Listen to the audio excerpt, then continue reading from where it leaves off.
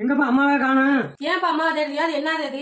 ஏன் இப்போ பொறுப்பா தேடிக்கிட்டு நிக்கிறீங்க? என்ன வச்சிருக்கீங்க? ஏது இது? கூட்டாளி ஒருத்தர் கொடுத்தாரு. ஆ பரங்க வத்தல் போடுவீங்கன்னா ஆமா போடுன்னு வாங்கிட்டு வந்தேன். சரி சரி போடுறேன். இனப்பு வச்சிருக்கீங்களா வத்த போடுறது? அருமையா இருக்கும் வத்த. இது வத்தல் போட்டுட்டு இன்னைக்கு ஒரு கூட்டு பண்ணுவோம் மத்தியானத்துக்கு. வாங்க எல்லாம் பார்க்கலாம். பாருங்க ஒரு குண்டு அரிஞ்சு வச்சிருக்கேன். இதை எடுத்துடணும். எப்படி எடுக்கிறேன்? இப்படி அரிஞ்சு எடுத்துடணும்.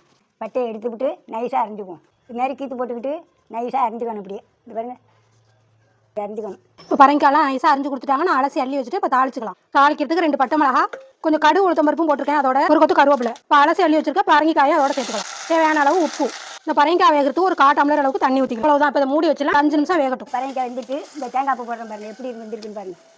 இவ்வளவு தான் பரங்கிக்காய் கூட்டு. நாங்கள் வெள்ளம் போடலை. உங்களுக்கு பிடிச்சா போட்டுக்கலாம். போடணும்னு தேவையில்லை. பிடிச்சாக்கா போட்டுக்கலாம். இந்த மாதிரி பரங்கி பழத்தில் கூட்டு செஞ்சீங்கன்னா அருமையாக இருக்கும். அருமையாக இருக்கும். இவ்வளவு தான். இந்த வீடியோ பிடிச்சா ஒரு லைக் பண்ணுங்க, ஒரு சப்ஸ்கிரைப் பண்ணுங்க. பாய். இந்த மாதிரி பரங்கி பழம் கிடைச்சா நீங்களும் கூட்டு செஞ்சு பார்த்துட்டு எப்படின்னு கமெண்ட்ல சொல்லுங்க.